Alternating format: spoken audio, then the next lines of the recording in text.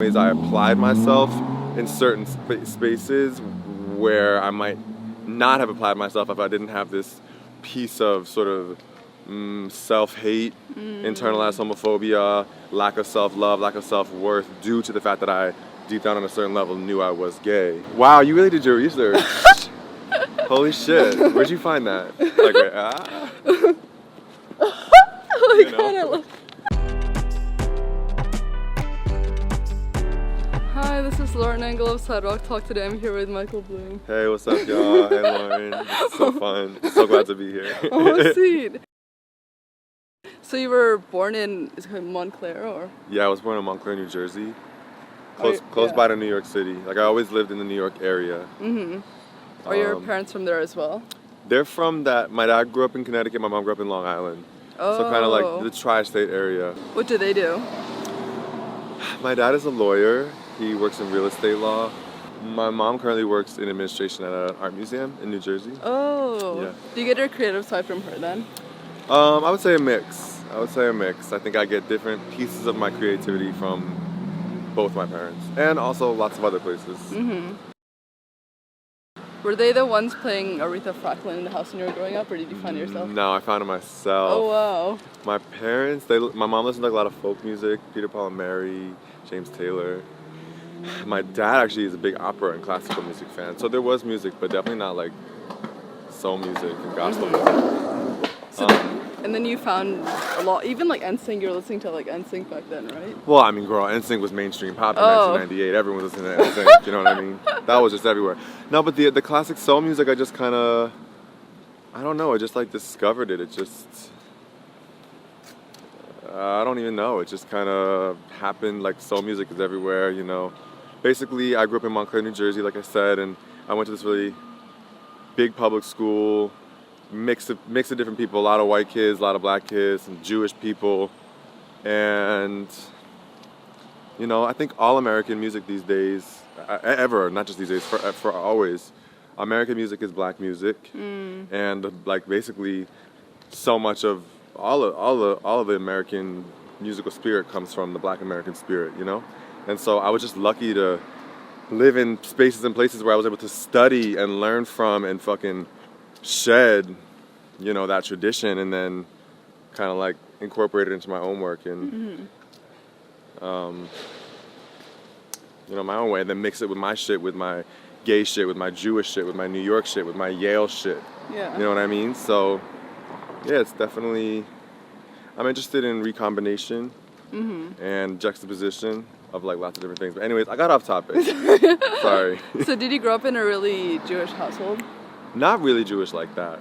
I did have a bar mitzvah. My family, you know, we were like culturally Jewish. We are culturally Jewish. I still am Jewish. I very much identify as a Jew, but I wasn't, not because of like strict orthodoxy or religiosity or anything like that. It was more just culturally Jewish, and I just identify with the Jewish history and many of the Jewish traditions I love, but, you know, not in like a super religious way, so to speak.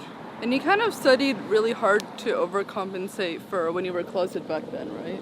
I would say, yeah. You said studied? Yeah, you studied really hard in high school. Yeah, I definitely, I did study hard in high school. I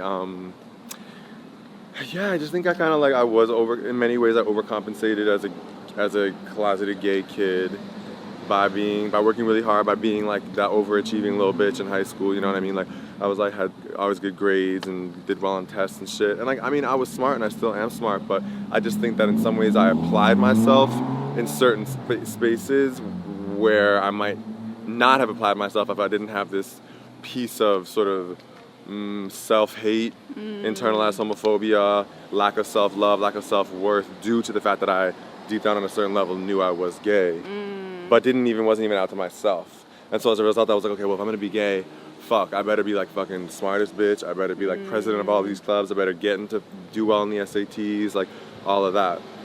Did people in your high school kind of know that you were, or was it kind of like? That's a good question. Like high school, or? In my head, it was homophobic. In my head, yes. In my head, you know, so much has changed in the last 10 years. I think with the Obama presidency, so much new shit. Like the Obama basically being like, basically Obama was the first president to be like, yo, gay people are cool, relax. That was a big deal. And so I was in high school pre-Obama, and there were some openly gay kids, but you know, even in sort of like liberal New Jersey, 2004, 5, 6, 7, 8, I definitely didn't feel free to be myself. I definitely felt pressure. I definitely always felt myself in juxtaposition to like the cool boys, the football team boys, blah, blah, blah, blah, blah. So yeah, I don't think it was like that free. I see these like, you know, 12, 11, 13-year-old kids out who are just out now, and they're at the fucking parade and they're posting on Instagram and they're gay, whatever. And it's like, that's so dope that like they can do it. I didn't feel like I had that space when I was that age. And then when you were still in high school, you were doing the a cappella Queen's Bohemian Rhapsody. Wow, you really did your research. Holy shit, where'd you find that? Some interview that you did said. Oh shit, yeah, when I was in high school, I was in an a cappella group called the Passing Notes. Shout out to the Passing Notes. They're still up and running, they're dope. Oh wow. Yeah. Actually, cool. Passing Notes, I'm gonna call you guys. Let's do a record. No, but basically, I was like the director for 2 or 3 years, and it was definitely one of the first spaces that I started kind of flexing my artistry. You know, I kind of like was like really into it, and like it was funny because it was all my friends that were in the group, and I was like such an annoying little like, okay, here's your note, do, like I was just such a little bitch about the whole thing. But it was dope, but it was just funny because it was definitely one of the first spaces where I wouldn't have been able to say this then, but in retrospect, it was one of the first spaces that I was like, okay, I'm an artist, and I have a vision for how this is gonna be, and let's make it happen. And people were like, word, like let's do it, and kind of like put trust in me. It was one of the first times that like my peers really put trust in me, and honestly, thinking back on it, I think it was one of the formative experiences I had in terms of identifying as an artist. So you were singing like way since you were young, or how? Since I was young, yeah. This is so funny though. I love this. It's just like Oh my god, I love this is so good. But anyways, wait. And then you just decided to join young. a cappella. So I always sang since I was a little kid. Yeah. My parents sang to me. My grandma was an opera singer. Oh, wow. There was a lot of music on my dad's side of the family. And my dad, I remember he used to sing to me. He tells me he would sing me to sleep and stuff, and I would like come in woo, with like a little note at the end, like on pitch though, you know. So I always sang and did chorus in like elementary school, and I did the plays and kind of started taking piano lessons and played trumpet. I was in the jazz band. Wow. And a cappella came up in high school, and I was in shows and stuff. And then I went to Yale for college, and the reason I chose to go to Yale was because I felt like they had this very cool extracurricular musical opportunities. Oh, but I thought you only joined a cappella until the last year, right? No, so I was in this group called the Whiffin' Poofs the last year, which is sort of like a storied a cappella group from Yale that traveled all around the world. It was an amazing experience. But before I was in that group, I was in another group called the Dukesmen of Yale. Shout out to the Dukesmen. And so I did a lot of a cappella. It's so funny how much fucking a cappella I did. It's OD. It's That's so crazy because they send you to like 35 countries. We did. No, it was an amazing opportunity, and we traveled in the whiffs. Yeah, we really went to 35 countries. Was it like competitive, or was it just like performances? Performances, yeah. It's like the group's been around since 1909. So it has like a history, and it has like a global audience, you know? And we would perform at places like, you know, like we're like the Yale Whiffin' Poof. So we're gonna go perform at the fucking ambassador's house in Paris. The American, you know what I mean? Or like, so many crazy stories, or like the American School of Dubai, you know what I mean? All these kind of really institutional places. So it was definitely a specific vibe, but it was an amazing opportunity to travel and just see that much of the world. Why did you decide to study Latin America? So, as I was saying before, I've always had an interest in race and identity and, you know, equality and justice, and how our identities shape who we are and how we can understand each other better to work towards, you know, a fucking better world. So when I was a little kid, when I was 12, 13, I started learning Spanish. I was just like a geek, and I wanted to learn Spanish. Wow. And I learned it. And I only listened to Spanish TV and radio for like a few years, and would practice every opportunity I had. And I was taking Spanish in school too. And I just got pretty good at it. What about it was intriguing to you compared to other cultures and languages? Well, first of all, it was much more readily available. You know what I mean? I live in northern New Jersey. I'm in and out of New York. Like, oh, look, a little hummingbird. Oh, yeah. You know, like, it was easy for me to learn Spanish in a way that, like, there just wasn't the same opportunity around me to, like, learn French or Chinese or any other language, you know what I mean? Because it was Spanish TV, because it's Jersey, and we have, like, Telemundo, and, you know, we have Spanish radio, and they offered Spanish in my class. So first of all, it was just there.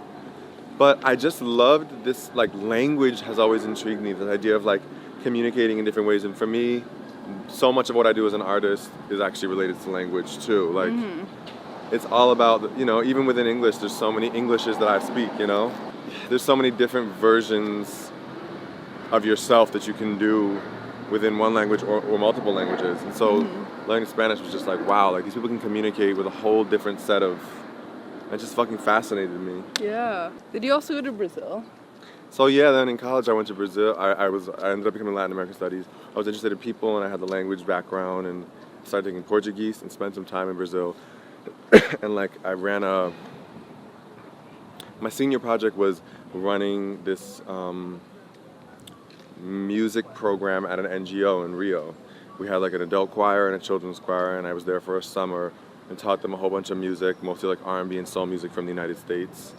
Some of it we translated into Portuguese, other they did in English.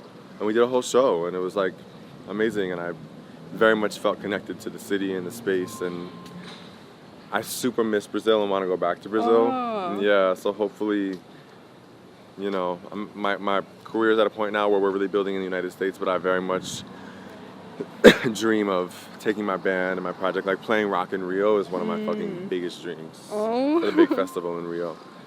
So I know that it's gonna happen. So, you know, just see you soon. Yeah. Até logo, Brasil. And were your parents supportive of you doing Latin America? Like, did they kind of figure out like what career you wanted to be? Because back then you weren't really wanting to be like a full-time musician. Yeah. They, yeah, they were down. They were cool with me with me doing Latin American. I think they were just excited for me to be in school, and doing my thing. So, yeah. Did you kind of see it? Like, what was your career gonna be at that point? I really didn't know. I thought maybe I'd be a diplomat or a teacher or an academic, or maybe I'd move back to Brazil and like maybe teach music or work in education in Brazil or community organizing. But then sometime around that Brazil time / that Whiff and Poof time, 2011, 2012, that's when I kind of was like, actually, like, I'm an artist and I want to make things, and I want to fucking,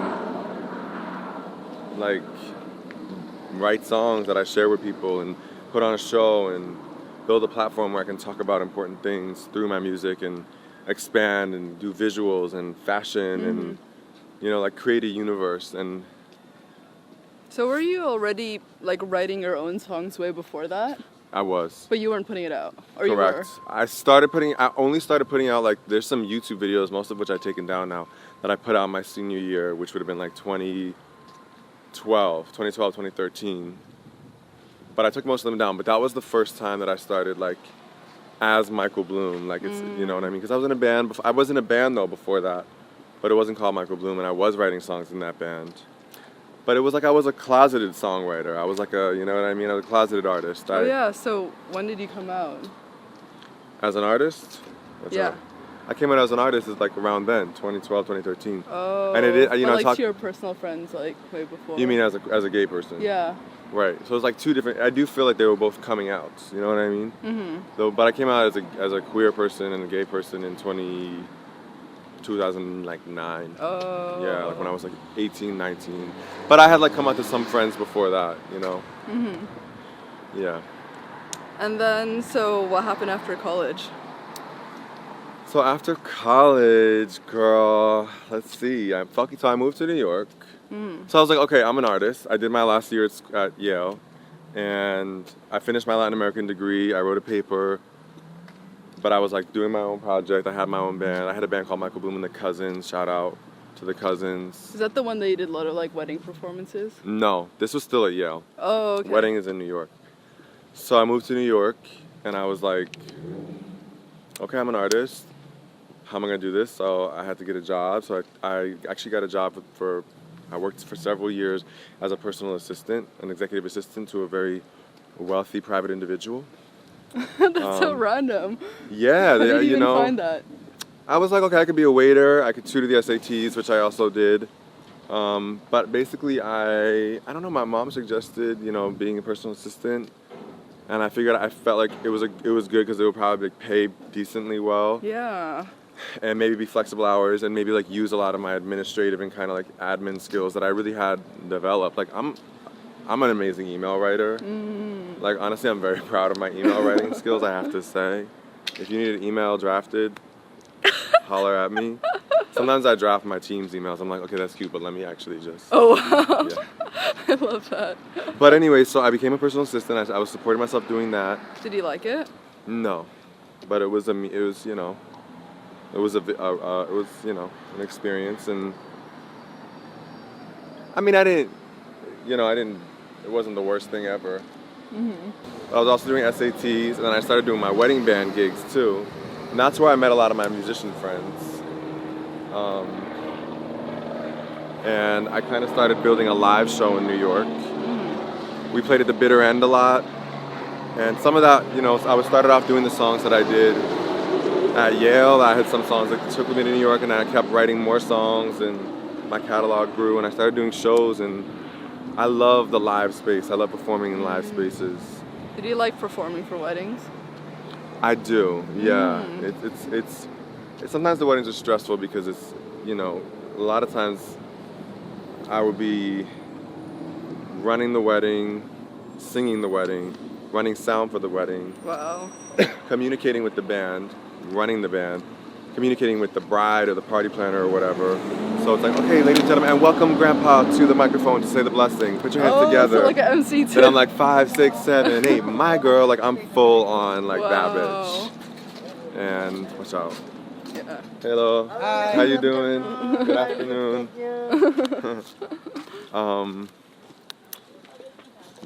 So yeah, the weddings, and definitely a formative part of my musical experience in New York.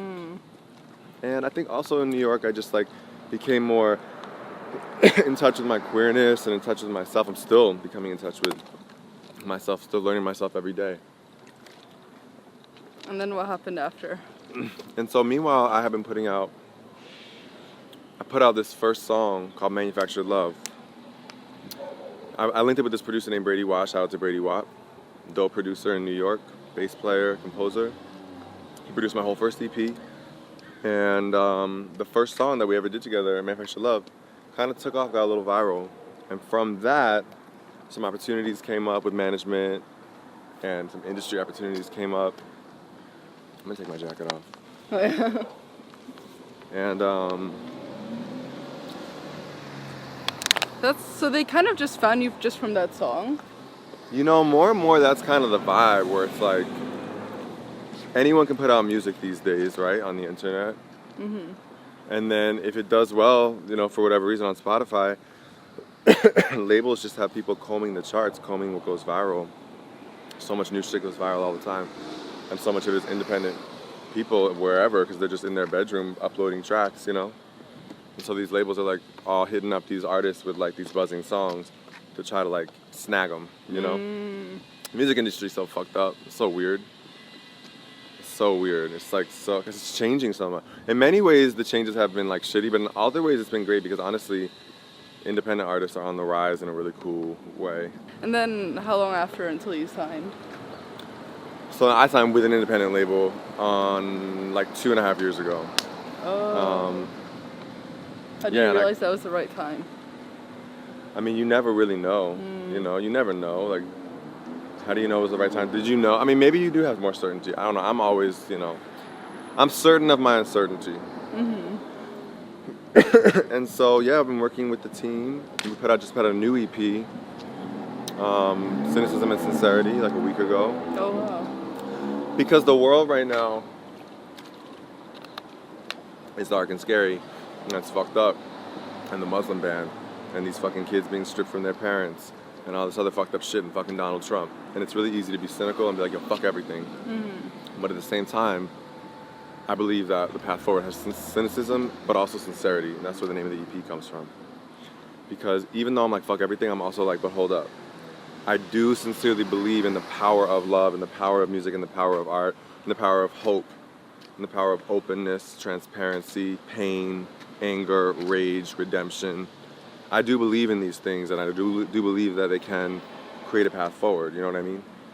And so it's also like, if we come together and we do the right shit and we listen and we do it, like, we can get through it, you know what I mean? And we have to, it has to be both. It has to be cynical and sincere, and I can be both at the exact same time, and that's what EP is about, that you can be this and that you think are utter opposites, you can be both fully at the same time. Yeah. You can be a man and a woman at the same time. You can be cynical and sincere at the same time. You can be old and young. You can be progressive and traditional. You can be gay and straight at the same time. Mm-hmm. And you see yourself more like a community leader, right? Well, I think that I aim to provide and contribute to my community with these ideas, with these ideas and these messages of self-manifestation, of writing your own story, of being whoever you want to be, and supporting others to be whoever they want to be, and understanding that inside of you there are multitudes, and there are contradictions, and there are contrasts, and there are opposites, and there are opposites. I already said that, and that's dope, and that's okay, and it's beautiful, and no one else can be you the way you can be you. And so keep fucking being you, and tell your girl to be her too. And just do what you fucking need, because I don't know what you need, and you don't fucking know what I need. So just do what you need to do, I'm gonna do what I need to do, and then let's just love each other after that. You know what I'm saying? I love that. You know what I'm saying? Yeah. Like, it's really not that complicated, but then we have people who are mad. Cue my song, Are You Mad That I'm Gay? Which is not about being gay, it's about being yourself. Are you mad that I'm me? Because if so, go take care of your own goddamn self. Mm-hmm. Woof, woof. Oh my god. How would you say your music has changed since the early songs you wrote? Ooh, that's a good question. That's a really good question. I think I'm less personally at stake, if that makes sense. I think there was a period of my creativity where I felt like it always had to be for me, which is a vibe, and it's great to make stuff for myself. But it's also okay and important for me to make things that I don't necessarily need as much that other people might need, or that I might think might be interesting or offensive to other people. That's one way it's changed. Another way it's changed is that I've definitely aesthetically continued to expand. The sonic worlds that I draw from are diverse snippets of the American pop, like, kind of sonic canon, so to speak. And it's hip hop, it's pop, it's R&B, it's electronica, it's rap, it's soul music, it's all those things. There's also, I feature a lot more of my band on these records, which I'm proud of and excited about. Like, there's just a lot of like live horns and live singing and live drums and a lot of live everything, which is dope. And I'm lucky to have like such an amazing crew of homies and friends who play the fuck down in New York. And it's been really dope to grow the project with that community and collective of musicians and artists, and then still involve them and have them on the shit. What would you say have been your biggest challenges so far? Ooh. My biggest challenges so far. Am I allowed to take time to think? Like, will you? Yeah. Okay. Should I pause it? No, don't pause it. Oh, okay. I just got stuck for a sec, but I got you. Okay. I think my biggest challenges so far, just like really creating space for myself outside of the work is an important thing. I care so much about my work, and it's really, in many ways, been my life for the last 5 years. Everything has been about the project and about growing the project, and I'm learning that as important as my work is to me, I don't want it to be everything. It can't be everything. Because then my happiness is dictated by the up and down that I'm assessing my project at. And it's like, there might be days where I'm like, fuck, we didn't get this opportunity, or this song, I don't like the song, or we didn't get this press, or this show went poorly, or whatever, and I'm feeling shit about my work. But that doesn't mean that I should be feeling shit about myself as a human. And it's been really important for me to carve out that space for me as a human to exist distinct from me as an artist. Yeah. Yeah. What does love mean to you? Oh, do not ask me how my love life is. My love life is my life, and I'm not concerned with definitions otherwise. What does love mean to me? Love is God, love is the spirit, love is the wind, love is the water. Love is everything, and everything is love, as Beyonce and Jay-Z just put it on their most recent album. You know, love is the stars, love is the galaxy, love is just literally everything. It's the power, the force that keeps us doing and trying and living and striving and crying and screaming and fucking. You know? Then there's more traditional definitions of love. You know, I talk a lot about traditional romantic love, which is a more narrow definition, you know, where you have two people who love each other, and we have a lot of language to support this narrative. Soulmate, oh, my better half, oh, don't worry, you're single, you'll find somebody too. We talk a lot about it in the context of romance, romantic love. A lot of my work is interested in dissecting and unpacking this construct of romantic love. You know, I'm interested in what it means to have a non-sexual lover or a non-romantic lover, or a partner who maybe you're not romantically involved in, but is your partner in that way, in that kind of like that's your person type way. I'm interested in partnerships that involve 2, 3, 4, 5, 6 people. I'm interested in community partnership.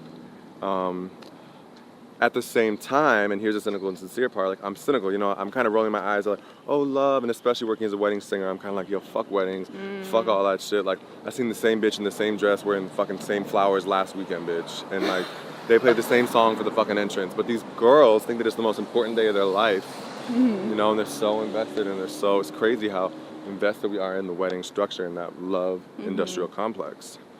And I support love. I love, like, if you want to get married and live your life with that person, God bless you, live, be happy, do what you gotta do. But I'm interested in kind of like tearing down the system that we as a society subscribe to, where we uphold romantic love to the highest standard, you know? It's like, oh, you don't have a boyfriend, I'm so sorry, you're sad. Like, you know, I'm interested in what it means to value and create space for other types of love. And at the same time, I wanna know what love is like in that way. And that's one of the songs on my EP, it's called I Wanna Know. Because I've never had like a boyfriend in that way.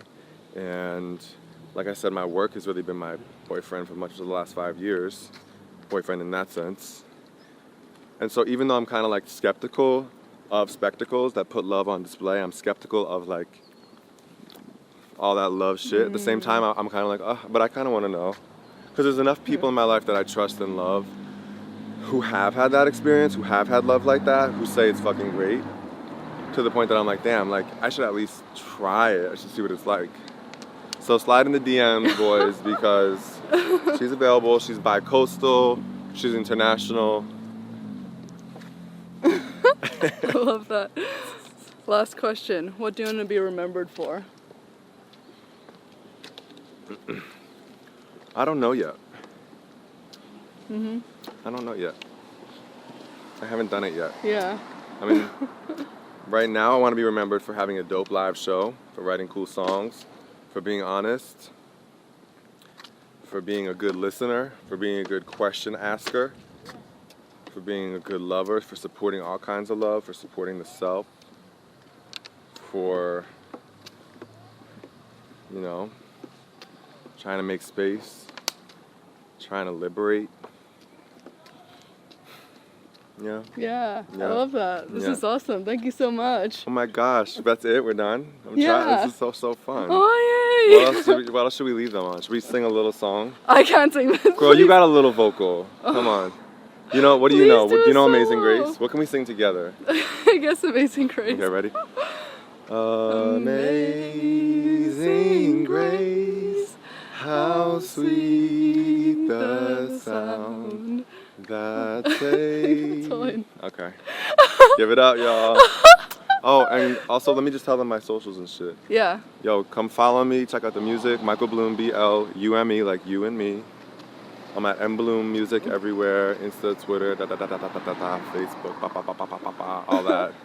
So stay in touch, check out the music, come to a show. And thank you for having me, love. This was really a treat. Oh, sweet. Bye, guys. Bye.